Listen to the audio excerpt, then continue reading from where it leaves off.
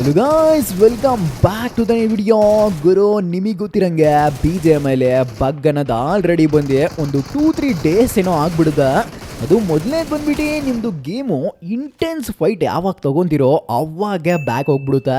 ಅದರಲ್ಲಿ ನೀವು mic on ಮಾಡಿದ್ರೆ ಸಾಕು ಬೇರೆ ಲೆವೆಲಿಗೆ ಏಕೋ ಬರುತ್ತೆ.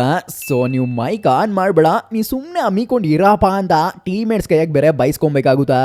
ಅದರಲ್ಲೂ ಇನ್ನೂ ಒಂದು ಪ್ರಾಬ್ಲಮ್ ಅಂದರೆ ಇದು ರೋಬೋಗಳು ಬರುತ್ತಲ್ಲ, ಅದರಲ್ಲೂ ಬಡ ಗಾಂಡು ಅಂತ ಬೇರೆ ದೊಡ್ಡದಾಗಿ ಟ್ರೈನ್ ಕೂಡ ಮಾಡಿಬಿಟ್ಟಿದ್ದಾರೆ. ಸೊ ಇದನ್ನು ಹೊಡೆಯೋದು ಒಂದು ದೊಡ್ಡ ಪ್ರಾಬ್ಲಮೇ ಅನ್ಕೊಂಡ್ಬಿಟ್ಟಿಗಿರೋ. ಪರವಾಗಿಲ್ಲ, ಈ 3 ಪ್ರಾಬ್ಲಮ್ಸ್ಗೆ ಸಾಲ್ವ್ ಮಾಡೋಣ ಅಂತಾನೆ ಈ ರೌಂಡ್ ಬಂದಿರೋದು. So without any time let's go guys. ಗುರು, ನಾವಿಲ್ಲಿ ಒಂದಂತೂ ಅಬ್ಸರ್ವ್ ಮಾಡಲೇಬೇಕು. ಇಲ್ಲಿ ಯಾವುದೇ ಒಂದು ಹೊಸ ಅಪ್ಡೇಟ್ ತಗೊಳ್ಳಿ, ಇಲ್ಲಿ ನಮ್ಮದು ಗನ್ ಸ್ಕಿನ್ನು, ಬ್ಯಾಕ್ ಸ್ಕಿನ್ನು ಮತ್ತು ಹೆಲ್ಮೆಟ್ ಸ್ಕಿನ್ನು ಮತ್ತು ಓವರ್ ಆಲ್ ನಮ್ದು ಏನೇನಿದೆಯೋ ಎಲ್ಲ ಕೂಡ ಮತ್ತೆ ರೀಡೌನ್ಲೋಡ್ ಮಾಡಬೇಕಾಗುತ್ತೆ. ಸೊ ಆ ಟೈಮಲ್ಲಿ ಹೊಸ ಅಪ್ಡೇಟ್ ಬಂದಿರುತ್ತಲ್ಲ, ಸೊ ಅದು ಕರೆಕ್ಟಾಗಿ ಕಂಪ್ರೆಸ್ ಆಗಲ್ಲ. ಅವಾಗ ಈ ಥರ ಹೊಸ ಬಗ್ ಅನ್ನೋದು ಉಟ್ಕೊಳುತ್ತಾ. ಬಟ್ ಈ ರಾವಣ ಇರೋ ತನಕ ನೀವು ಭಾಳ ತಲೆ ಕೆಡಿಸ್ಕೊಂಬಿಡೆ.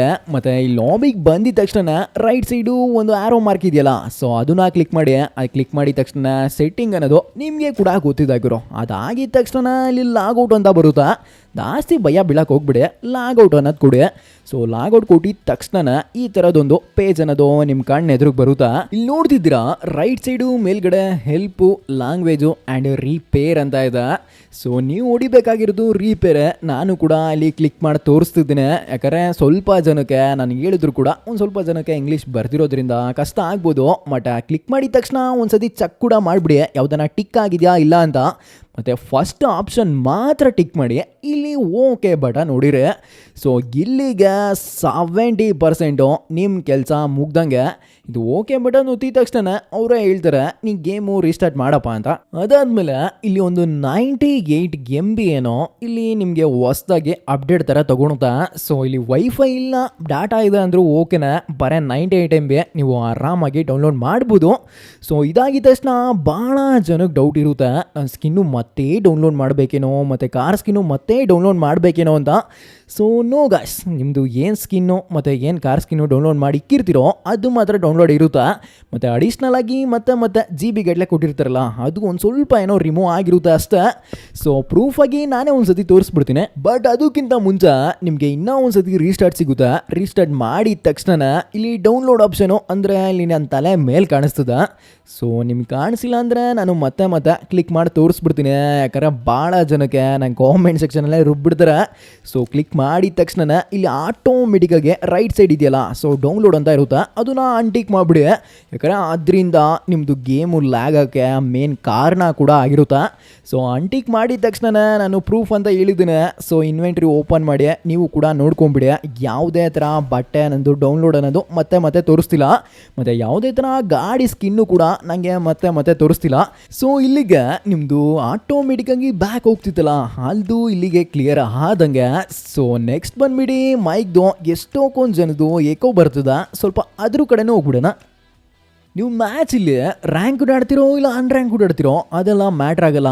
ಬಟ್ ನೀವು ಮ್ಯಾಚ್ಗಂತೂ ಎಂಟ್ರಿ ಆಗಲೇಬೇಕಾಗುತ್ತೆ ಮೈಕ್ ಪ್ರಾಬ್ಲಮು ಸಾಲ್ವ್ ಮಾಡಬೇಕಂದ್ರೆ. ಸದ್ಯಕ್ಕೆ ಇಲ್ಲೊಂದು ಮ್ಯಾಚ್ ಹಾಕಿ ನಾನು ಸ್ಟಾರ್ಟ್ ಕೂಡ ಮಾಡ್ತೀನಿ. ಆ್ಯಂಡ್ ಸ್ಟಾರ್ಟ್ ಮಾಡಿದ ತಕ್ಷಣ ಇಲ್ಲಿ ಎಂಟ್ರಿ ಆಗಿದ ತಕ್ಷಣ ನೀವು ಮೇನ್ ಕ್ಲಿಕ್ ಮಾಡಬೇಕಾಗಿರೋದ ಇಲ್ಲಿ ರಿಪೋರ್ಟ್ ಆಪ್ಷನು.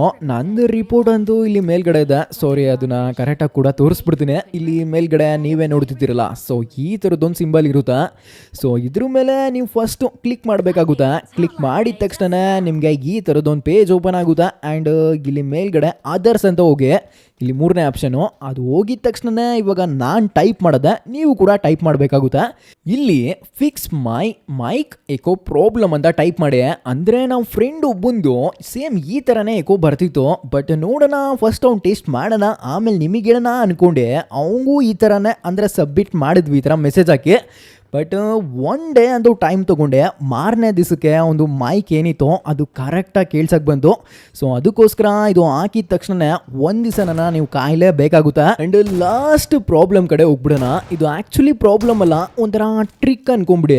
ಯಾಕಂದರೆ ಯಾವುದೇ ರೋಬೋ ಬರಲಿ ನಾನು ಜಾಸ್ತಿ ಟೈರ್ ಹೊಡಿರಿ ಅಂತ ಲಾಸ್ಟ್ ವಿಡಿಯೋದಲ್ಲೇನೋ ಹೇಳಿದ್ದೆ. ಬಟ್ ಇವಾಗ ಇನ್ನೂ ಸಿಂಪಲಾಗಿ ಹೊಡಿಬೋದು. ನೀವು ಈ 3.9 ಅಪ್ಡೇಟು ಮುಗಿಯೋಕ್ಕಿಂತ ಮುಂಚೆ ಈ ಸೆಟ್ಟಿಂಗು ಇವಾಗ ಸೆಟ್ ಮಾಡ್ಕೊಂಬಿಡಿ. ಯಾಕಂದರೆ ನಿಮಗೆ ಈ ಸೆಟ್ಟಿಂಗ್ ಅಂತೂ ತುಂಬಾ ಯೂಸ್ಫುಲ್ ಆಗುತ್ತೆ. ನಾನು ಬೇರೆ ಯಾವ್ದ್ರ ಬಗ್ಗೆನೂ ಮಾತಾಡ್ತಿಲ್ಲ. ಇಲ್ಲಿ ಪಿಕಪ್ ಅಂತ ಸೆಟ್ಟಿಂಗ್ ಒಳಗಡೆನೆ ಒಂದು ಆಪ್ಷನ್ ಇರುತ್ತೆ, ಅದ್ರ ಮೇಲೆ ಇಲ್ಲಿ ಅದರ್ಸ್ ಅಂತ ಹೊಡಿರಿ. ಅದಾದ್ಮೇಲೆ ಒಂದು ಸ್ವಲ್ಪ ಸ್ಕ್ರೋಲ್ ಮಾಡ್ಕೊಂಡ್ಬಂದ್ರೆ ಇಲ್ಲೇ ಲೆಫ್ಟ್ ಸೈಡು ಕೆಳಗಡೆ ಆಪ್ಷನು ಸ್ಟಿಕ್ಕಿ ಬಾಂಬ್ ಅಂತ ಬರುತ್ತೆ. ಗೊತ್ತಾಗಿಲ್ಲ ಅಂದರೆ ವಿಡಿಯೋ ನೋಡಿಕೊಂಡೆ ನೀವು ಈ ಸೆಟ್ಟಿಂಗು ಕೂಡ ಇಟ್ಕೊಂಡ್ಬಿಡಿ. ಇಲ್ಲಿ ಒಂದು 5 ಅಥವಾ ಒಂದು 4 ಇಟ್ಕೊಂಡ್ರು ತುಂಬಾ ಬೆಟರು ಅನ್ಕೊತೀನಿ. ನನಗೇನಕ್ಕೆ ಇದು ಆಟೋ ಪಿಕಪ್ಗೆ ಇಟ್ಕೊಳ್ಳಿ ಅಂತ ಹೇಳ್ತಿದ್ದೀನಿ ಅಂದರೆ, ಇಲ್ಲಿ ನಿಮಗೆ ಶಾಪಲ್ಲಿ ಎಲ್ಲೂ ಕೂಡ ಸ್ಟಿಕ್ಕಿ ಬಾಂಬ್ ಸಿಗೋದೇ ಇಲ್ಲ. ಇಲ್ಲಿ ಆಟೋಮೆಟಿಕ್ಕಾಗಿ ಎತ್ಕೊಂಡ್ರೆ ಅಂದರೆ ನೀವು ಮರ್ತರೂ ಕೂಡ ಆಟೋಮೆಟಿಕ್ಕಾಗಿ ನಿಮ್ಮ ಬ್ಯಾಕ್ ಪ್ಯಾಕ್ ಅನ್ನೋದು ಎತ್ಕೊಳುತ್ತೆ. ಅದು ಸೆಟ್ ಮಾಡ್ಕೊಂಡ್ರೆ ಸದ್ಯಕ್ಕೆ ಇಲ್ಲಿ ನೋಡೋಣ ಎಷ್ಟು ಸ್ಟಿಕ್ಕಿ ಬಾಂಬು ಈ ಮೆಗಾ ಟ್ರೈನು ಬ್ಲಾಸ್ಟ್ ಆಗುತ್ತೆ ಅಂತ. ನೀವು ನೋಡ್ದಂಗೆ ರೋಬೋದು ಫುಲ್ ಹೆಲ್ತ್ ಕೂಡ ಇದೆ. ನಾನು ಇಲ್ಲಿ back to back sticky bomb ಎಸೆಕ್ ಟ್ರೈ ಮಾಡ್ತೀನಿ.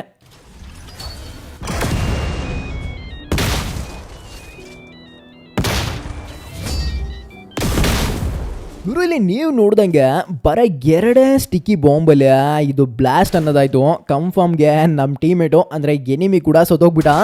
ಸೊ ಇಲ್ಲಿ ರೋಬೋಗೆ ಗನ್ನಲ್ಲಿ ಹೊಡೆಯೋದ್ರಿಂದ ಅಂದರೆ ಟೈರ್ ಹೊಡೆಯೋಕ್ಕಿಂತ ಹೆಚ್ಚಾಗಿ ಸ್ಟಿಕ್ಕಿ ಬಾಂಬಿಂದ ಇನ್ನು ಬೇಗ ಸಾಯಿಸ್ಬೋದು ಎನಿಮಿ ಗಾಯ್ಸ್. ಈ ವಿಡಿಯೋ ಅಂತೂ ನಿಮಗೆ ತುಂಬಾ ಯೂಸ್ಫುಲ್ ಆಯಿತು ಅನ್ಕೊಂತೀನಿ. ಮತ್ತು ಇಲ್ಲಿ ತನಕ ನೋಡಿ ಇನ್ನಾರ ಲೈಕ್ ಮಾಡಿಲ್ಲಾರ ಲೈಕ್ ಮಾಡ್ಕೊಂಬಿಡಿ, ಸಬ್ಸ್ಕ್ರೈಬ್ ಮಾಡಿಲ್ಲಾರ ಸಬ್ಸ್ಕ್ರೈಬ್ ಮಾಡ್ಕೊಂಬಿಡಿ. ನಾನು ಸಿಗ್ತೀನಿ ಮುಂದಿನ ವಿಡಿಯೋದಲ್ಲಿ. ಅಲ್ಲಿವರೆಗೂ ಟೇಕ್ ಕೇರ್ ಗಾಯ್ಸ್.